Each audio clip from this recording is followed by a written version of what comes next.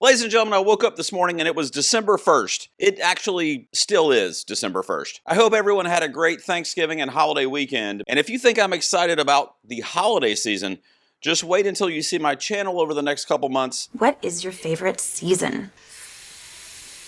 Awards. What are the kids saying? Shit is going to be wild out here. Lit. No one says any of that stuff. Let's talk about the Critics' Choice Awards. Ladies and gentlemen, welcome back to The Garage. Gerald here with you. The Critics' Choice Association is an association that turned down my application 2 years in a row. But I will continue to try, and I am a member to a couple of regional critics groups, and I often follow the Critics' Choice Awards along with AFI as the first real tangible precursor that we have for Oscars. So by no means am I an expert when it comes to the Critics' Choice Awards, the Golden Globes, the SAGs, or I'm sorry, the actor, what the fuck was that? Before we get started, I'm going to tell you a couple of housekeeping tips, but I want to let everybody know because I went to see Avatar: Fire and Ash last night at an early screening. By the way, I love the film. I'm not allowed to give a review of it yet, but socially, I'll just tell you I liked it. I guess that's all I can say. I come out of the screening and I had surpassed 5,000 followers or subscribers here on the channel. I can't tell you how that makes me feel. It is crazy to me that over 5,000 of you want to hear my takes and hear me stand over Ariana Grande 6 days a week. Why don't you mind your own business, you old fuck? And it just means the world to me. Memberships are open. If you want to click join down below, you can read all about it. For as little as a couple bucks a month, you get to hear even more of me or see even more of me. And you get some cool perks too, like custom emojis, your own member badge that'll show up in live chats and in the comments section. The custom emotes, by the way, are pretty stellar. There's even one in there of Timmy, who might be our frontrunner for lead actor this year. You also got Mikey Madison, my best actress from last year. But my heart is just full. Let's get into my predictions for the Critics' Choice Awards. By the way, if anybody from the CCA is watching this, approve me. I'll even pay for my flights to come out there to see the show. And I don't know. I guess, maybe now that I'm over 5K, maybe you guys did it for me this year. We'll see. A couple of housekeeping things before we get into this. So the Critics' Choice Awards, when it comes to film, because they all obviously have a TV side as well. We're not doing TV on this video as I predominantly stick to movies on this channel. So that's the first thing. The second thing is they have like over 21 or 2 categories in film alone. I want to let everybody know I am on the Award Expert app and I'm also on Letterboxd. I'll throw that graphic up on the screen for you. If you want to follow me over there, you can see all of my below the line predictions for the Critics' Choice Awards. So for the video purposes, to try to keep it under like 20 or 30 minutes, I'm going to only go through, I believe it's 10 or 11 categories on today's video, which is really the like major film awards that they're going to be handing out. So if you want to see any of my technical or craft predictions, which I am doing for all of these major award shows, you can check me out on Award Expert, and you can also see what I thought about most of these movies if you head over to my Letterboxd, as I try to rate all of them and leave at least a 1 or 2 sentence blurb. I try to be funny, and I think I'm funny. I laugh at everything I type in there. Is that weird? And then the last thing from a housekeeping standpoint, when we get into my predictions here, so you kind of know what you're looking at on the screen, my son has recently got into the card game Uno, and I was thinking to myself, every year when I do predictions, even for the Oscars, I have a wild card.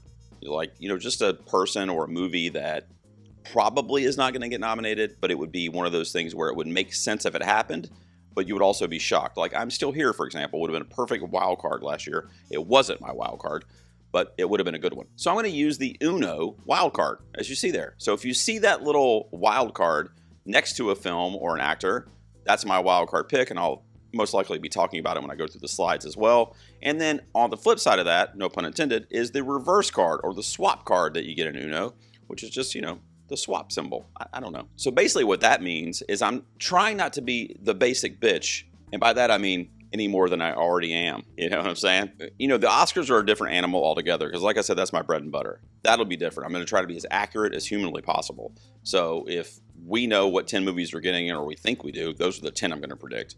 When it comes to the Critics' Choice Awards or the Golden Globes, those two specifically, because they're really the first major televised award shows that we're getting nominations for, we don't know what's going to happen. We think we do based on critical reception, box office, some of the smaller critic circles, which really we don't have a lot of those either, as it's just December 1st as I'm recording. So for those predictions, I will give you a wild card, and then the reverse card or the swap card is going to be the one that's probably more likely to sneak in, but I'm picking one that could get in, or at least is maybe on a level playing field with the kind of like consensus 5th pick or 10th pick or whatever, if that makes sense. All right, so I'm going to bring in the slideshow that I created to kind of go through these predictions for the Critics' Choice Awards.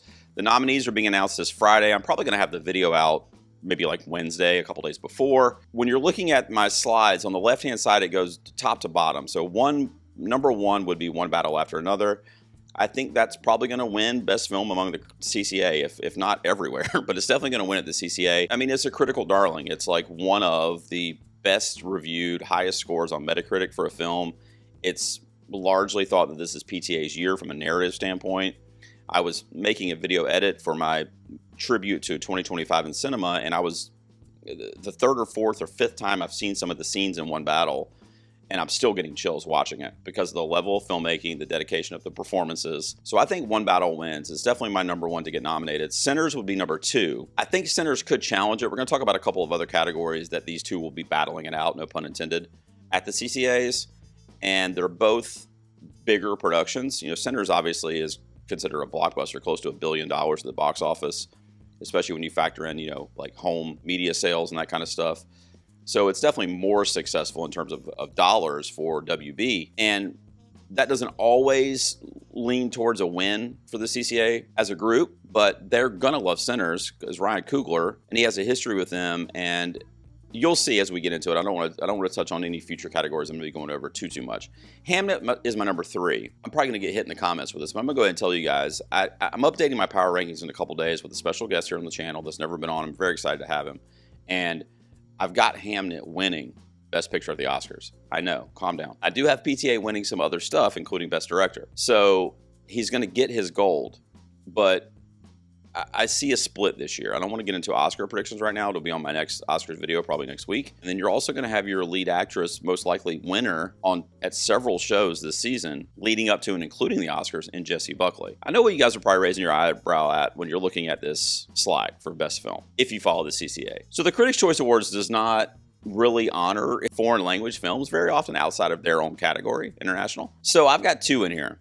You know, I think Sentimental Value at my number 4 is safe to get into the 10. I think that Neon's a great studio to have behind you, first of all, and critics know that. They respond well to Neon projects, and they're great campaigners. A cohesive cast with international members, but also stateside actors like Elle Fanning. And it's a story that's surrounding acting and Hollywood and the industry and directing. So for that reason, I think Sentimental Value is going to be strong this season, really everywhere, in terms of being nominated. When it comes to wins, that's questionable. So I do think it's safe to get in.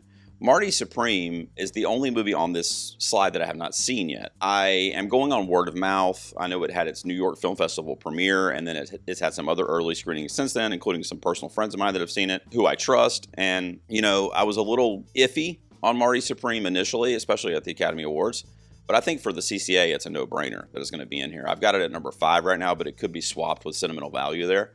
But it's a strong contender to get in as a nominee. Wicked for Good. I don't want to get off on a diatribe tangent here, but you know, the whole Wicked for Good discourse over the last week or week to 2 weeks since its release is really baffling to me on many levels. First of all, I love the movie. I gave it an 8 out of 10, a glowing review, which by the way is on the channel if you want to check it out. I saw that one early as well, and I remember walking out going, well, that was better than the first movie. I loved it. It's going to sweep everywhere. That was fucking amazing, especially if you're thinking like as a musical. But of course, as we know, that's not going to happen because as the days passed after its initial release, it went down in score and more negative reviews or mixed reviews. And it is making money, which is great. And the reviews are largely, I would say, mixed to average. I wouldn't say they're like bad, but 58 on Metacritic is not great. So I do see it being nominated, especially in bodies that have proven that they love the first one, which the CCA did. So for that reason, I feel good about it getting in here. I've got it at number 6, but you know, it could be in that bottom 1 or 2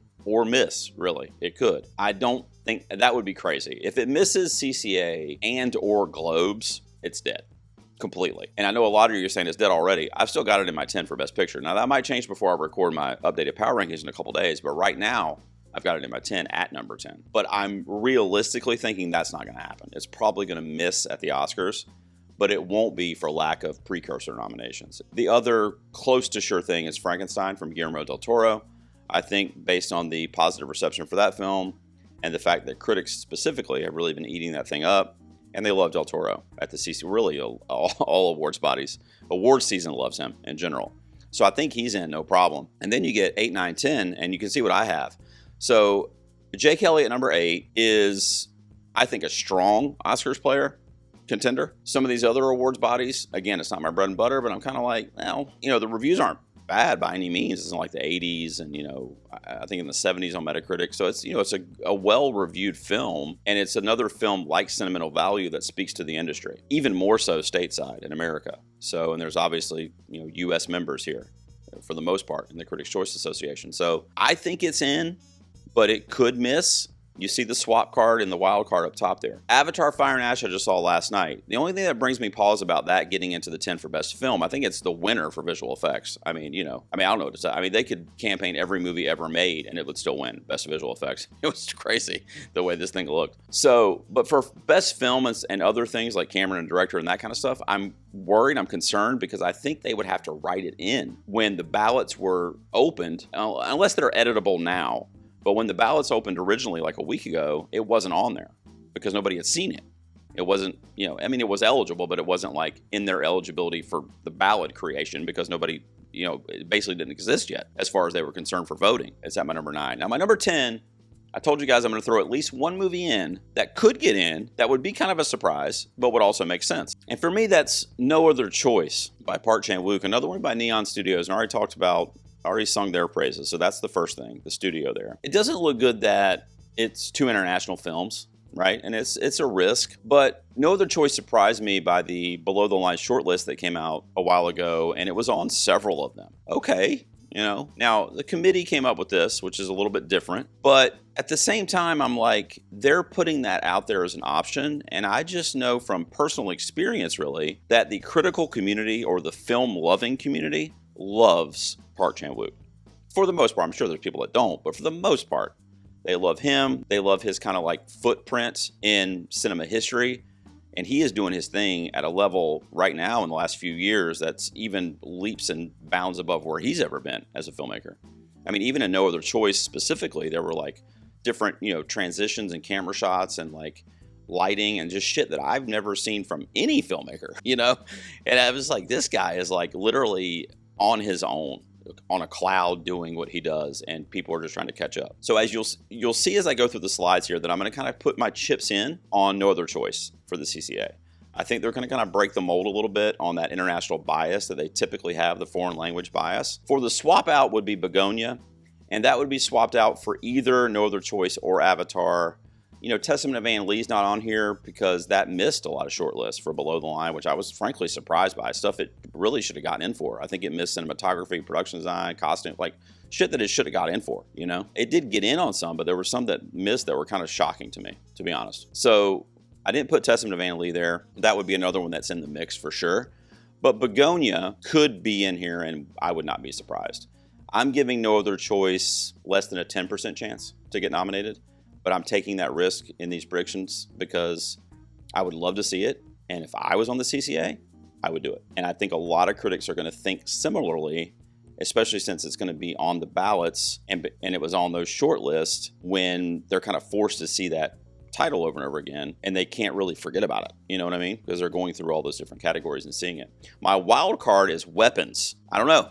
The CCA is not like the SAG in terms of embracing horror or genre filmmaking, and we've already got Sinners in there, technically, too, and Frankenstein, so it's not likely, but it was a critical hit, it was a box office hit, and it's in the running, at least, or in the conversation for other stuff, like screenplay, Amy Madigan, of course, even Julia Garner got a mention on the circuit already this year. I think it was the Astras or the Gotham, so it wasn't like a huge, like, oh my God. But I mean, still, she's in the mix. Her name's out there right now. So Weapons is a wild card. Keep your eye on it. If they wanted to do something really cool and different, in addition to No Other Choice or besides No Other Choice, I think Weapons is an interesting wild card pick. So in the lead categories, for lead actress, my 6, they do 6 nominees for most categories, at least in acting. 1 would be Jessie Buckley. 2 is Renate Ronzova for Sentimental Value. Then I've got Rose Byrne for If I Had Legs, I'd Kick You. Emma Stone for Begonia. Cynthia Erivo for Wicked for Good, hold on. And Jennifer Lawrence for Die My Love. Double hold on. I'll talk about the swap out and the wild card here in a second. So, okay, first of all, I think that the top 2 are, I don't even really need to tell you guys anything, right? That's still 1 and 2. Jessie Buckley and Renate Ronzova. That's 1 and 2. Maybe Ronzova, you could have it like 3 maybe or something like that, but those are top 3. Those are in. Those 2 are in. Emma Stone is probably in for Begonia. She is a multiple nominee at this body and many others. Winner, of course. And they love her, and it's a great performance. It's also a transformative performance. I know it's just shaving your head and putting on some, makeup or whatever, but she did all that. She didn't have to do that.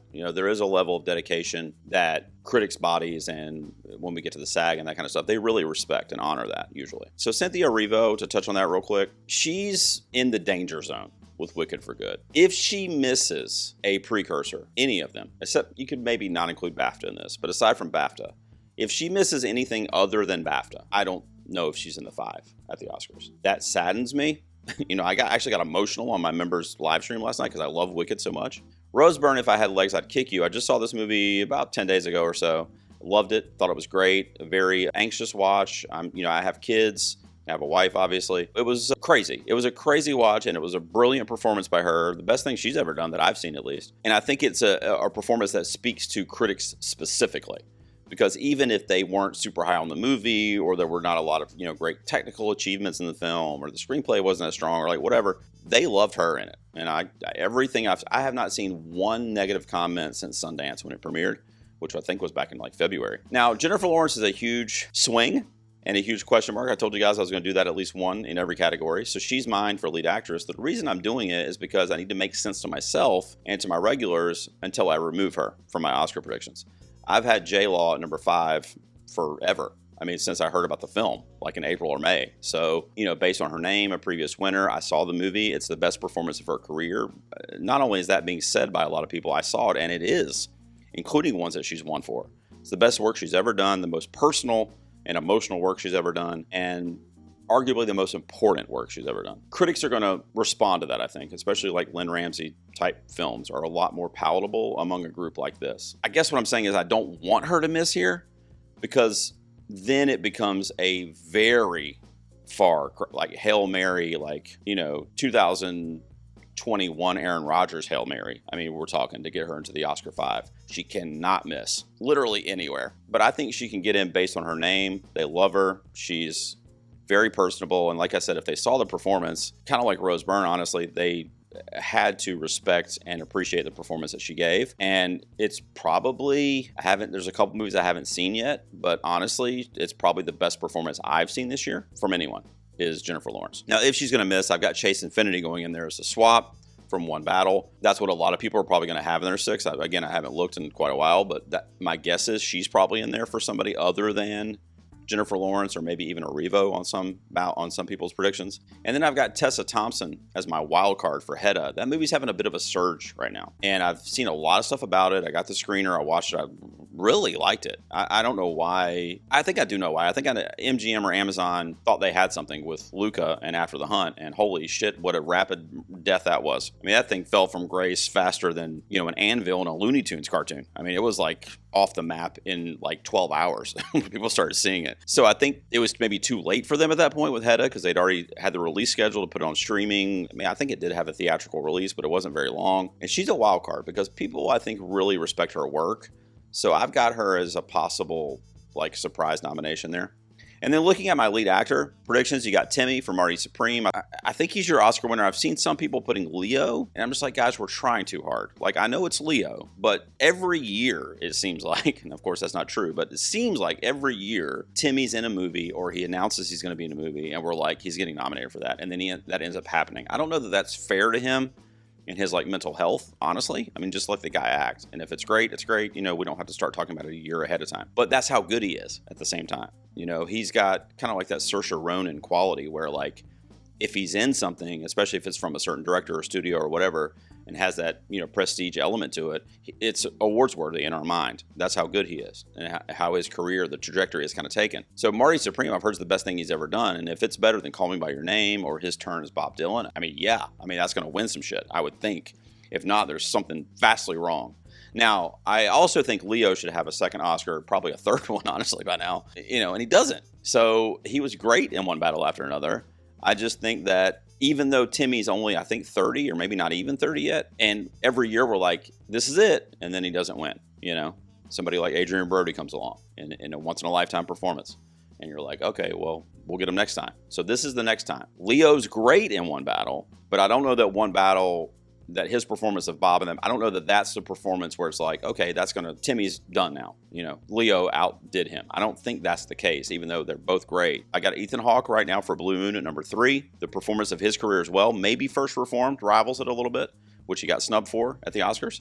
But he's so good in Blue Moon, playing a real life person, historical figure in at least adjacent to Hollywood, the theater, right? Musical theater. His name's been thrown around a lot, and I was actually surprised to see him miss at, I think it was the Astros, or it was one of the lower critics groups. I think it was the Astros. Forgive me if not, but he missed there, and I was like, what? So that was weird. So we'll need to see, he'll need to get in here as a nominee, and he'll need to get into the Globes, and then it's like, okay, we're safe. Ethan Hawke's got a good path now. I've also got in Michael B. Jordan for Sinners, George Clooney for Jay Kelly, and my kind of crazy pick, if you guys remember my previous slide, I said that I'm going to kind of go all in on No Other Choice at the CCA. So I'm putting Lee Byung-hun for No Other Choice to lead in that film as my number 6 sneaking in nominee at the CCA.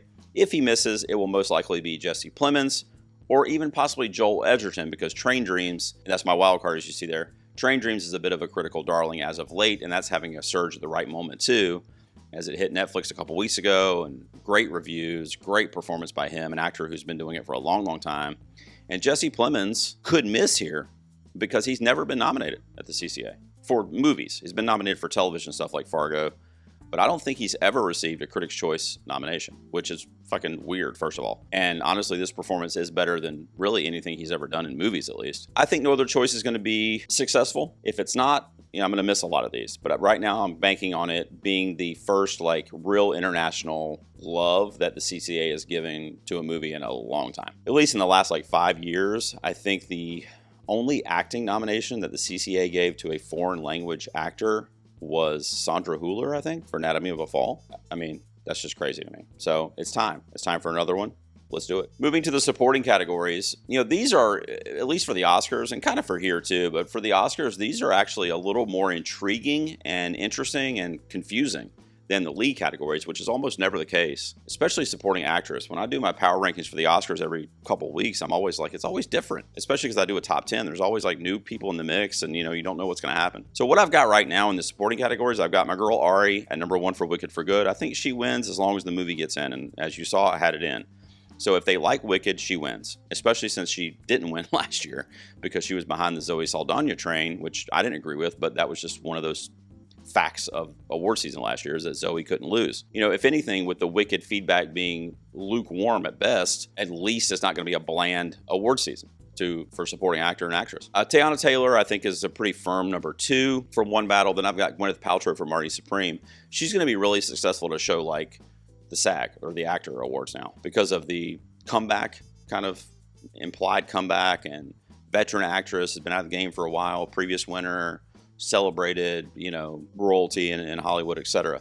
So at the CCA, I don't know that they're ready to rain down on her, especially since that movie's just screened in the last couple of weeks. I've got the 2 girls from Sentimental Value in. If one of these ladies missed for Sentimental Value, it's Inga, I think. Elle Fanning is a multiple nominee at the Critics' Choice. They love her, whether that's TV, mostly TV, honestly, The Great, and some other stuff that she's done in her career. She's been nominated, I think, 4 or 5 times. So they know her, they love her, they obviously have no problem nominating her. So then it becomes a situation, okay, did they throw a bone to somebody else? Maybe it's another One Battle lady like Regina Hall. Maybe it's, well, actually, let's go ahead and talk about my swap outs here. So I've got Inga in right now because she's the better performance. I love Elle Fanning, but Sentimental Value, which by the way is my top 10 of the year, Inga, and I'm a borderline creeper on Renate Ransma. I love her. Okay. But Inga Lilias is the best performance in that movie. And I mean, including Stellan Skarsgård in that too. I love all of them, especially as a cohesive ensemble. But she's fucking really good in that. Just has a lot of emotional depth to her character. And then I put in Amy Madigan for Weapons based on the fact that I think the critics are really going to rally around that film and it's going to get in somewhere. You saw I had her right outside the film too, like around 12 or so. It could very easily, this could be it. This could be where Weapons shows up. It could also show up in screenplay, but I'm not doing those on this video. But I think Amy Madigan probably stands the best chance to be a representation for Weapons.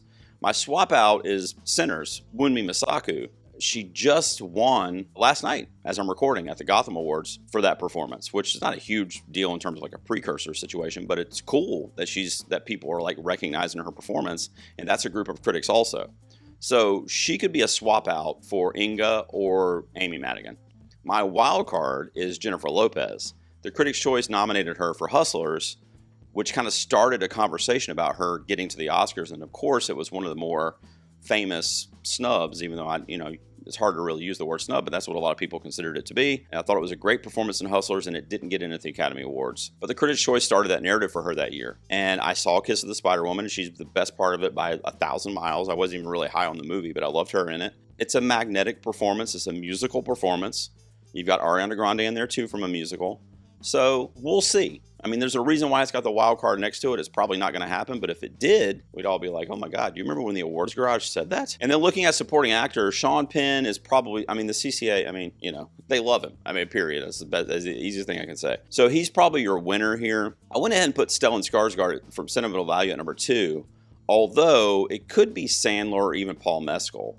But again, I just think Sentimental Value, even though it's a Norwegian film and it's foreign language, at least mostly in the foreign language, I just don't think they're going to think of that specific movie in that same biased POV that they normally have for international films. I don't know why. I can't really explain why.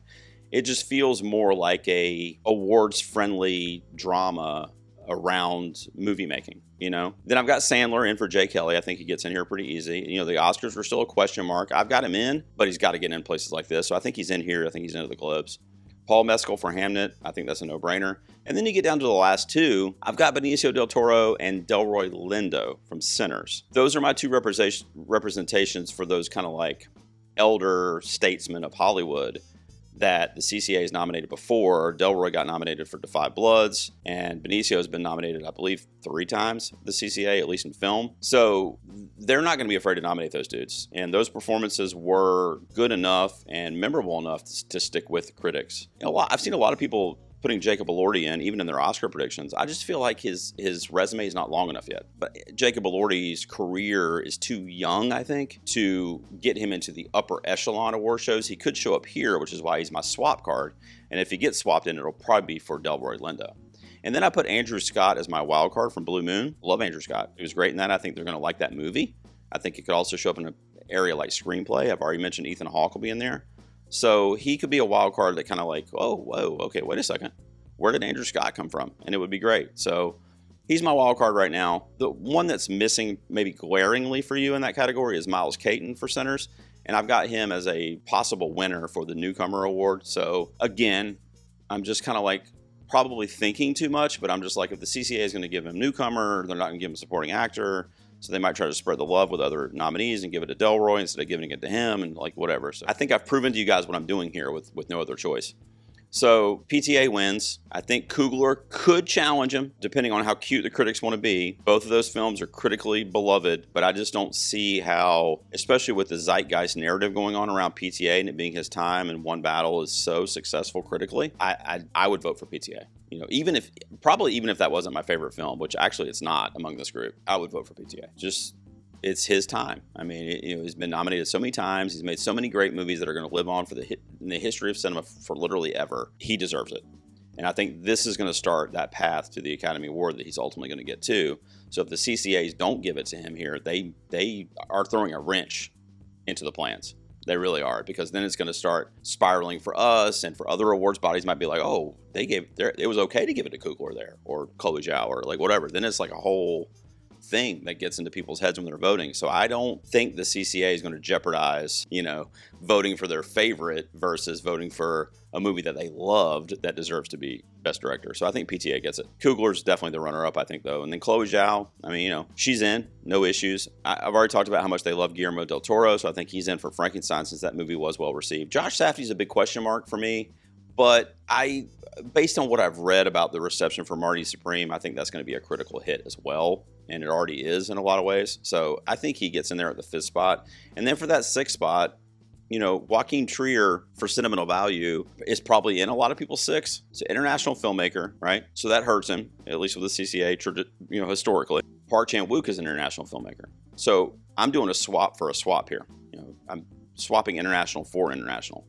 And based on my theme of these CCA predictions, I think No Other Choice is going to be successful. Looking at ensemble, I don't know why this one felt too easy to me, but I think that's the 6.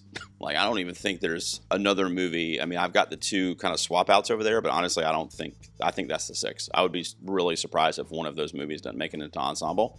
Sinners, I've got winning. I think to myself how the cast worked together in the film. And in Sinners, for at least the back half of the runtime, the whole cast is together in the juke joint. They're all there, literally working together in the same setting. One Battle, they do great as well, but it's like from afar, and you have great ensemble pieces to that too, like the supporting cast for the Christmas Adventurers Club and, the guys that are questioning from the military interrogation rooms and all that shit, but they're not like together on screen very much. And it's such a large cast as well. Sinners, you can drill down to like 6 or 7 players that are like keeping the movie afloat, and your big ones, your MBJ times 2, Haley Steinfeld, Woonmi, they're all there working together. And I think that if PTA is going to get director, if One Battle is going to get picture, I don't want Sinners to walk away empty-handed. And I think that this is an award that everybody could get behind it. Beating One Battle in is ensemble. Marty Supreme I've not seen yet, but that's a very eclectic cast that has a lot of non-traditional actors in the cast. So I think those top 3 there are going to all be huge players for the new casting award at the Oscars too. And you got Wake Up Dead Man. I can't believe didn't that miss I think that missed the short list for something. And I was like, what? So, that's a cast situation that I'm just like, that's got to be at least on the radar. It would at least be a near miss. It's got to be one that's in contention for best casting or best ensemble. And also when we get to the Screen Actors Guild Award too, but I got it in here pretty easily for the CCA. Jay Kelly, again, a cast that's on screen together a lot. There's very few supporting actors in that film that aren't with the rest of the cast when they're on screen. You can maybe say Greta Gerwig's character and Billy Crudup to a certain extent, but he's, with Clooney a lot of the time in the movie. Even some of the flashback scenes with the younger versions of themselves are great. A lot of great casting went into that as well. And I know this is not a casting award, it's an ensemble and how they performed on screen.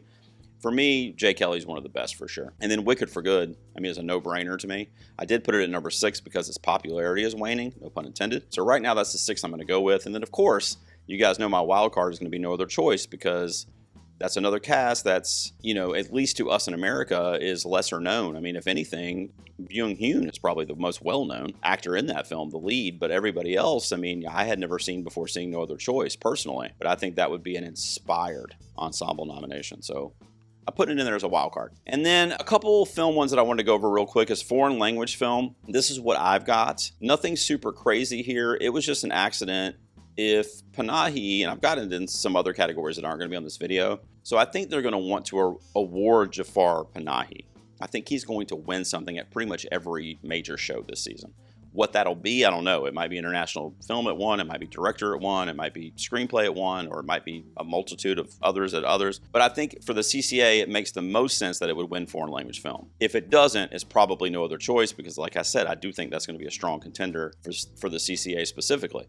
But right now, I've got It Was Just an Accident as the winner, and I don't know if it's going to be its alone win, but I think it's one it's the front runner for. Sentimental Value, we've been talking about it all night. That's also going to get into foreign language. This is the first time we've mentioned The Secret Agent out of Brazil. It wasn't in any of the other categories, just frankly because of the foreign language and international bias with the CCA.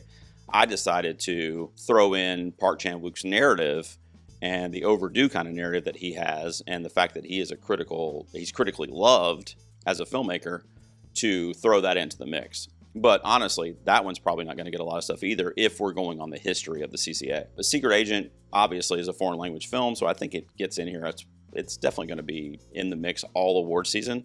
It could even make the 10 for Best Picture of the Oscars, just like I'm Still Here did last year. We'll see. The voice of Hen Rajim has a small studio behind it. I think it's Willa or something like that. So I don't know. I feel iffy about the voice of Hen Rajim. I know it's a very important movie. I haven't seen it, but I know what it's about, and it sounds just gut-wrenchingly important and topical, and something that most awards bodies are going to want to recognize and lift up so that other people see it. We'll see what the studio does. The Left-Handed Girl I saw, it's on Netflix now, by the way, but I saw it about a month ago or so, and it's literally an international or a Taiwanese version of a Sean Baker film. It's like Anora in Taiwan. Or the Florida Project in Taiwan. It's so crazy. And they love Sean Baker. I mean, that's their dude, He's a producer. He's one of the screenwriters on it. And it's very coded to the type of film that he makes, that very gritty, lived-in, handheld kind of world. The other one that a lot of people probably have in is Surat. I've got that as my swap out for probably Left-Handed Girl or Hen Rajim. Surat was a very visceral watch. It reminded me of Mad Max Fury Road mixed with Nomadland. It was a weird amalgamation of different kinds of films, and there's a lot of tragedy in the movie, but it was almost like it was for shock value as opposed for the merit of the weight of the story. So the story I didn't respond to the story as much, even though I was entertained by the film. And then I just saw Belin, which is a film from Argentina about a real life event that was the moment or the court case that ended up legalizing abortion in Argentina and a woman's right to choose. And I think it was 12 or 13 years ago. And it tells the story of the lawyer who took on this case of a young woman who was accused of performing an abortion on herself, basically. And because it was against the law and they thought they caught her doing it at a local hospital, they basically arrested her and she was in jail for 3 years. Innocent. She had a miscarriage. But they categorized it as murder of the fetus. And so she had to literally live in jail for 3 years while this lawyer tried to figure out her case and find her innocent. And another reason I put it in there as a wild card is because Amazon MGM is pushing the hell out of this thing. In fact, I watched it because I wanted them to leave me alone. But I'm glad I did, in fairness. I'm just joking if anybody from MGM's watching. But it was really good, great performances. And filmmaking-wise, it's great. I think it could surprise. I think some people are maybe sleeping on that movie.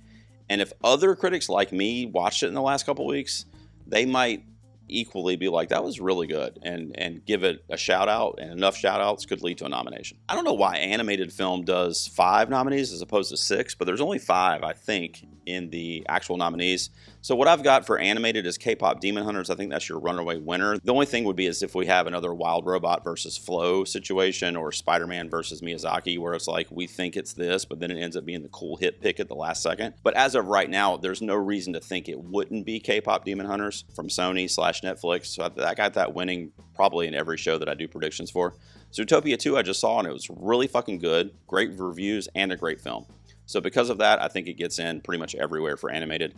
Little Amelie, or The Character of Rain, from also being distributed by Netflix, is a dark horse that I think is going to get nominated pretty much everywhere that there's an animated feature, including independent awards. But it could be that Miyazaki win this year, that Flo win. If we're going to have one of those shocking, undervalued animated artistic films beating out a behemoth, it's probably going to be Little Amelie. So hang tight on that. Arco is another great one being distributed by Neon. I love that one. It's basically like an animated spinoff of Interstellar. Really emotional, sci-fi, futuristic, great hand-drawn animation, really vintage feel to it, great colors. I loved it. In Your Dreams from Netflix, I was not as high on, actually. It's too kiddie, kinda, which I know is weird to say about an animated film, but even K-Pop Demon Hunters has a bit of edge to it. In Your Dreams was very bubblegum pop, kinda. It was good, but I think I gave it a 5 or a 6 out of 10. I don't think it's Oscar caliber or awards worthy. But if you're looking at a film like Elio, which was, not, it just fell out of the conversation. I mean, I haven't even heard anybody talk about Elio in 6 months. I definitely liked it better than In Your Dreams, but I think that would be the swap out there. It would just be, do critics want too Disney in again? I don't. But like I said, I did like Elio better than In Your Dreams.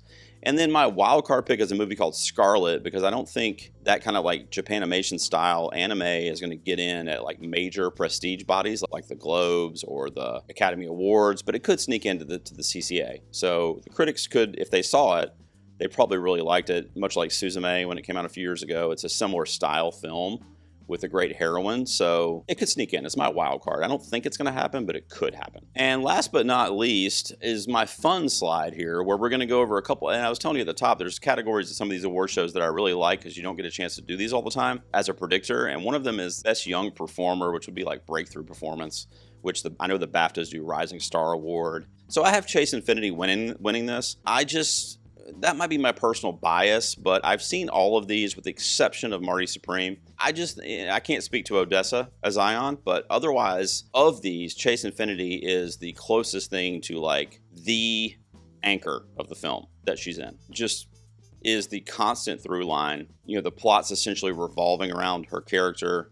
She's either involved in every action that's happening in the movie, or every plan that's being concocted is around, you know, her rescue or capture, or, you know, what revenge arc, whatever. And she's so good in it. Miles Caton is the other like 1B situation here for Sinners, another discovery performance. He's singing. You know, the musical scene alone that he has, the montage, is enough to like get him nominated, and it could carry him to a win. I mean, it's a very memorable performance, and he's another anchor of his film as well. Not as pivotal, I don't think, as Chase Infinity was, but it's still extremely memorable and important to the narrative. Odessa Zion, the only performance on here I haven't seen. I love her, and I've heard great things about her performance, even better than Gwyneth Paltrow's. I've heard that she outshines her. So that might be a head-scratching situation when we get to the Oscar predictions. But right now I've got her getting in here pretty easily. And then those three dudes would round out the six would be Jacoby Jupe for Hamnet, Mason Thames for How to Train Your Dragon. And by the way, that would be a collective nomination, I think, because he's been in like 3 really big movies this year. Black Phone 2. And so, you know, that would be like a nomination for him versus like his performance in Dragon. And then Alfie Williams for 28 Years Later. The swap out there, my reverse card, is Aidan Delby. He is the cousin of Jesse Plemons in Begonia. Great performance by him. I also think he's an inexperienced actor. This may be his first film role. And then my wild card pick is a movie that's loved critically, but it's also underseen, so I don't know how much it's being pushed, but I think it's Lionsgate. But it's a movie called She Rides Shotgun, and it's a young 12-year-old actress named Anna Sophia Hager who fucking floored me in that movie. She's absolutely breathtakingly phenomenal as a little girl who lost her mom. Her dad's an escaped con. She's on the run herself. At the same time, she's reconnecting with her father, who's played by Taron Egerton. A lot of demanding role. It's a demanding role for like action and physicality, and like her emotions were just like so real and believable of what that character was going through. But one of the reasons I want to put it on here for the wild card is, first of all, I think this 6 is pretty much locked in. Definitely that 7 if you put Aiden in there. But so nobody else is really getting in anyway. So for the wild card, I wanted to kind of like put it out there. Watch She Rides Shotgun with Taron Egerton. It's on streaming right now, I believe, or on demand. And then the last thing I'll go over is Best Comedy. Still funny to me that they do this. At least in this category versus like at the Globes, at least like most of these are comedies. I don't know what the hell's going on at the Globes. It's like 1 musical and like 4 like murder mystery. I don't know, it's strange. So Marty Supreme, I think, wins, but the reason I think it wins is because the critics are going to be giving One Battle a lot of other shit. So I don't know, it's just weird to me that early in the night it would be like Best Comedy, One Battle after another, and then like there's like 10 more awards that it's getting, including Best Film. You know what I mean? Like give it to somebody else, basically, like spread the love a little bit. So I think if they're going to spread the love, it's going to be probably to Marty Supreme, maybe Jay Kelly, but I don't think the critics like Jay Kelly as much as like the industry professionals are going to like it. So for that reason, I say Marty Supreme, then One Battle's your runner-up, then Jay Kelly.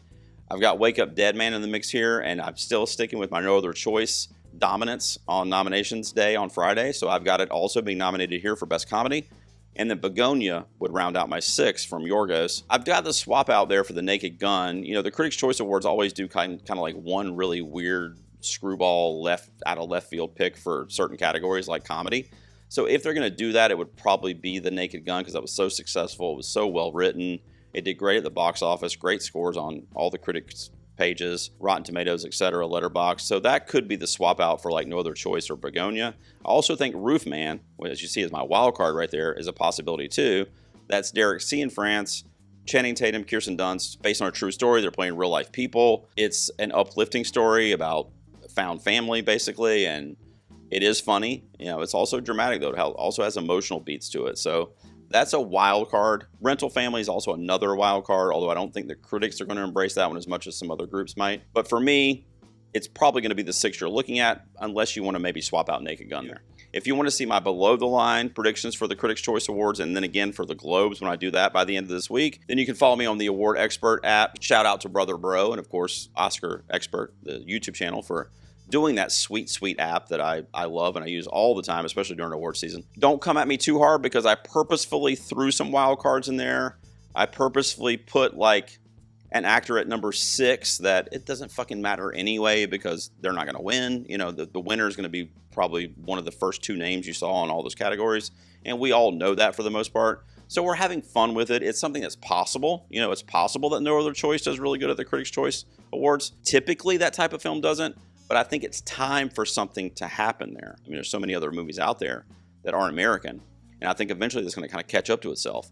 So I've got the strength of Park Chan-wook's kind of like legacy as doing that this year. Let me know what you guys thought down below, and I'd love to hear your predictions or your crazy left field predictions as well. Let me know all that down in the comments. Don't forget about channel memberships, and don't forget to subscribe. Thank you once again for the 5,000 plus. You guys are the best. If you tune into this channel even once in the last like year, I thank you so much. And I know some of you show up for award season, and I don't care. That's great. But I talk movies all year long. The next video that you see on this channel, at least awards related, is going to be my Golden Globe predictions. I'll probably have those out on this Friday coming up. So make sure you subscribe, and I will see you out here next time in the garage.